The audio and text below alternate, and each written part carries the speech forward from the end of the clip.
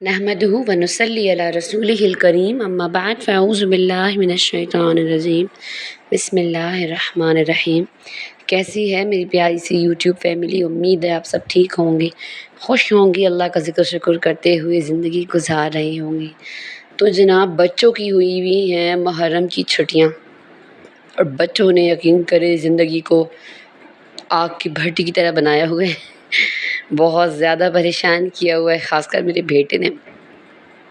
بہت مشکل سے صبح جب اٹھی تو ولاگ شوٹ کیا، چیخ و پکار اور ایک عجیب ہی زندگی میں۔ یہ بھی اس زندگی کا بھی ایک الگ مزہ ہے، پر یار اس زندگی کا جو مزہ ہے نا، اس سے میں بہت بیزار آ چکی ہوں، کیونکہ میں کہتی ہوں بچوں کی بس چھٹیاں نہیں ہونی چاہیے، اور چھٹیوں میں تو بچے آپ کو پتہ ہے کتنا ذلیل کرتے ہیں۔ تو بس آج بھی آپ بلاگ میں دیکھیں گے میری گھر کی روٹین، اور یہ دیکھ سکتے ہیں بچوں نے کوئی گھر بنائے ہوئے ہیں، کہیں گدیاں، کہیں تکیے، بس کیا کریں، گھر کی روٹین شوٹ کر لی آپ لوگ کے لیے۔ ساتھ ساتھ آپ لوگ کے ساتھ بات کرنے والی ہوں میں سورہ بقرہ کے بارے میں، کیونکہ میری بہت ساری بہنیں بھائی پوچھ رہے ہیں کہ آپ بھی ہم نا سورہ بقرہ کس طریقے سے شروع کریں۔ دیکھیں، شروع کرنے کا کوئی طریقہ نہیں ہوتا، اللہ پاک نے ہمارے لیے خوبصورت سورہ اتاری، پھر آیت الکرسی بھی سورہ بقرہ میں ہی ہے، ٹھیک ہے۔ اچھا، اس کے پڑھنے میں نا بہت زیادہ اختلاف ہے لوگوں کا، کوئی کہتا ہے ایک دن میں ایک سٹنگ میں پڑھیں، کوئی کہتا ہے کہ ایک دن میں 2 4 5 سٹنگس میں پڑھ لیں، کوئی کہتا ہے کہ 2 3 دن میں ختم کریں، کوئی کہتا ہے ہفتے میں، کوئی کہتا ہے مہینے میں، اور کوئی کہتا ہے کہ ایک ہی بار بیٹھے تو پوری پڑھ کے اٹھیں۔ اب ان سب مسئلوں کا حل کیا ہے؟ بہت ساری بہنیں پوچھ رہی تھی کہ آپ بھی مطلب ہماری روٹین ایسی نہیں ہے کہ ہم ایک بار ہی پڑھ لیں، تو میں آپ لوگ کو دیکھیں آج تفصیل سے بتا رہی ہوں، آپ لوگ اس بات کو ذہن میں رکھ لیں۔ اسلام جو ہے نا وہ ہمیں پابندی سے کہتا ہے،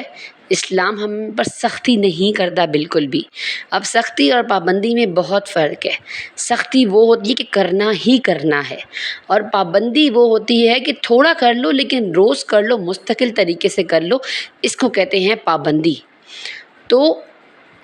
جیسے 5 وقت کی نماز ہے، اب وہ تو ہم نہیں چھوڑ سکتے نا، وہ فرض ہے، وہ پابندی ہے، اب ہم نے اس پہ سختی بھی ہے، آپ نے پڑھنی ہے 5 وقت۔ لیکن یہ جو وظائف ہوتے ہیں، قرآن پاک کا پڑھنا ہوتا ہے، سورتوں کو پڑھنا ہوتا ہے، یہ سب جو ہے نا یہ پابندی سے پڑھے، تو کنسسٹنٹ سے پڑھیں۔ کہتے ہیں نا کنسسٹنسی بہت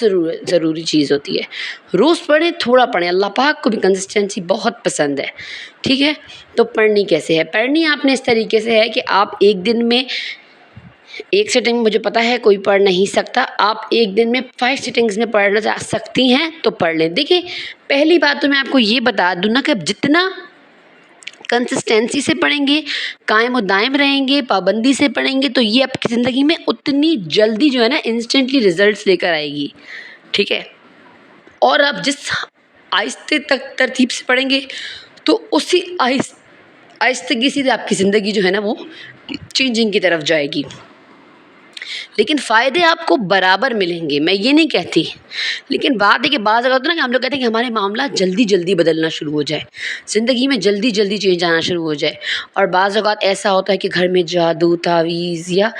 بد نظر ہوتی ہے، ہم کہیں سے چیک کراتے ہیں تو کوئی بھی لوگ کہتے ہیں کہ جادو تعویذ نہیں ہے، کچھ بھی نہیں ہے، بس ایک نظر ہے جو آپ کے گھر پہ لوگوں کی ٹکی ہوئی ہے، اس کے لیے جو ہے نا پھر آپ کو یہ روزانہ پڑھنے کا معمول بنانا پڑتا ہے۔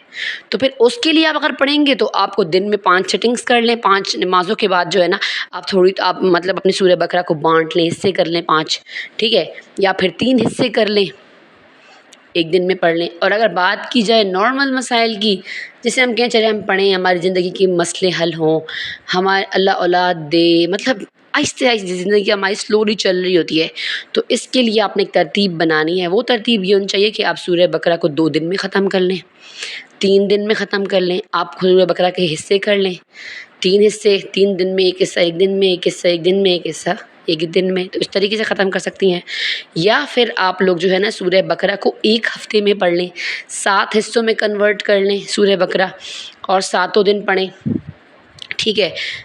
جب بھی سورہ بقرہ پڑھنے بیٹھیں تو آپ کے دل میں شرط سے کہتی ہوں کہ دعائیں، جس چیز کے لیے آپ پڑھ رہے ہیں وہ چیز آپ کی آنکھوں کے آگے کھڑی ہو جائے گی آ کے، تو آپ نے کیا کرنا ہے کہ آپ نے اس چیز کے لیے سورہ بقرہ پڑھتے ہوئے اسٹاپ ہوں اور وہ دعا مانگیں، ٹھیک ہے۔ ہاتھ آسمان کی طرف اٹھائیں اور سچے دل سے صدق دل سے دعا مانگیں، اور پھر جو ہے نا آپ سورہ بقرہ کنٹینیو کرنے پڑھنا شروع کر دیں۔ دیکھیں اب آپ لوگوں نے سوال نہیں کرنا کہ آپ کی کتنی سیٹنگ سے پڑھیں، آپ لوگوں میں نے تفصیل سے بتا دیا، ٹھیک ہے؟ آپ اگر چاہیں، اگر آپ کہتے ہیں کہ نہیں ہم ایک ہفتے میں بھی نہیں پڑھ سکتے، تو پھر آپ 2 ہفتے میں ایک سورہ بقرہ ختم کریں، اور اتنا بھی نہیں ہے تو پھر بھی دیکھیں اسلام ہمیں مسلط نہیں کر رہا کچھ بھی۔ اسلام بہت خوبصورت، بہت محبت کرنے والا اور بہت نرم دین ہے ہمارا، ہم نے اس کو خود ہی سوال کر کے مشکل بنا لیا ہے۔ تو آپ 1 مہینے میں اگر ایک بار بھی سورہ بقرہ پڑھ لیں گے تو بہت اچھی بات ہوگی۔ آپ شروع میں ایسے ہی شروع کر سکتے ہیں، جیسے آپ لوگوں سے میں نے استغفار شروع کرایا، شروع میں 100 مرتبہ، پھر 200، اب الحمدللہ ہم 1000 مرتبہ دن میں آ گئے ہیں۔ تو اب ہم لوگ دیکھیں گے ان دنوں میں کہ ہماری زندگی میں کس طریقے سے چینج آتا ہے۔ اور سب سے بڑی چیز دیکھیں، یہ جو سورہ بقرہ ہے نا،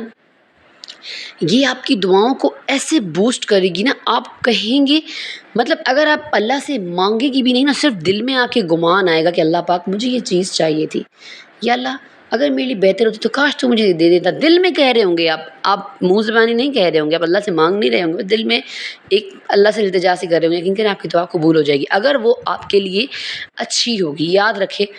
ہم لوگ کیا کہہ رہے ہوتے ہیں کہ ہم لوگ نا جذباتی ہو جاتے ہیں، جلد باز ہو جاتے ہیں، ہم لوگ کہتے ہیں بس جو ہم مانگ رہے ہیں فٹافٹ ہمیں مل جائے۔ دیکھیں اگر ہم کوئی بیج بھی بوتے ہیں تو پھر وہ اگر وہ ہمارے لیے اچھا ہوتا ہے تو اس کا ایک درخت سا بن کے کچھ دنوں میں نکلنا شروع ہو جاتا ہے، پودا بنتا ہے، پھر آہستہ آہستہ وہ تنا اور درخت بنتا ہے، پھر بارشیں بھی آتی ہیں، موسم مطلب بدلتے رہتے ہیں اس کے اوپر۔ لیکن بات یہ کر رہی ہوں کہ اس طریقے سے ہماری دعائیں بھی ہیں، جب ہم ایک دعا کا بیج بوتے ہیں تو اللہ پاک، اب دیکھیں آپ کے لیے پہلے تو 2 معاملات ہیں، ضائع نہیں ہوتی آپ کی دعا، آپ اللہ سے مانگیں، کہتے ہیں نا کہ آپ اللہ سے اس کی وسعت کے حساب سے مانگیں، اپنی حیثیت نہ دیکھ کے مانگیں،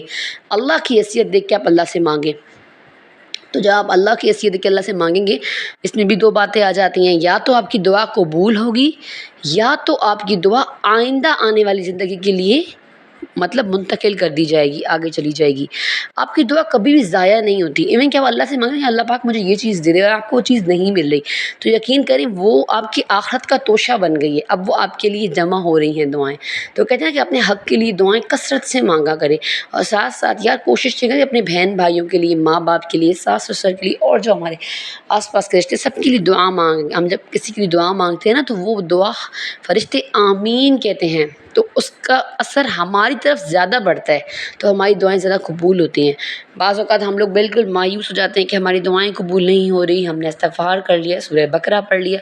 یار پلیز آپ لوگوں نے آج سے ہی اس بات کو ختم کرنا ہے۔ میں کہتی ہوں کہ آپ لوگ بناتے ہیں اور پانی کا ٹھیلا دیکھ کے اس کو آگے کر کے خراب کر دیتے ہیں، کیوں؟ یہ بات کر کے آپ لوگ کہ اللہ پاک سن نہیں رہا، نعوذ باللہ اللہ پاک قبول نہیں کر رہا۔ دیکھیں اگر آپ کی دعائیں قبول نہیں ہو رہی تو آپ اور بھی خوش ہو جائیں، کیونکہ اللہ پاک کو آپ کا مانگنا پسند آ گیا، اور جب اللہ پاک کو کسی کا مانگنا پسند آتا ہے تو اللہ کہتے ہیں فرشتوں کو، جب کہتے ہیں کہ حدیث کا مفہوم ہے کہ جب کوئی جو ظالم ہوتا ہے، جو گناہ گار فاسق ہوتا ہے، وہ اللہ سے مانگتا ہے تو اللہ پاک فرشتوں کو بولتے ہیں اس کا مانگنا مجھے پسند نہیں آ رہا ہے، اس کو دو ہٹا، مجھے نہیں اچھا لگ رہا۔ اور جب کوئی اللہ کا نیک بندہ اللہ سے مانگتا ہے تو اللہ تعالیٰ کہتے ہیں فرشتوں کو صبر، تھوڑا ٹھہر جاؤ، اس کا مانگنا مجھے بہت پسند آ رہا ہے۔ تو میری پیاری بہنوں، آج سے ہی آپ لوگوں نے اپنی دعاؤں میں اللہ سے کثرت لے کر آنی ہے، توکل یقین کے ساتھ دعائیں کرنی ہے، اور سورہ بقرہ کو اپنی زندگی میں سلولی ہی صحیح لیکن مستقل طریقے سے لے کر آنا ہے۔ لیتی ہوں آپ سے اجازت، رکھیے گا حجابی ہوم میکر کو اپنی دعاؤں میں یاد، نماز پڑھیں، قرآن پڑھیں، اللہ کا ذکر کریں، شکر کریں۔ السلام علیکم ورحمۃ اللہ۔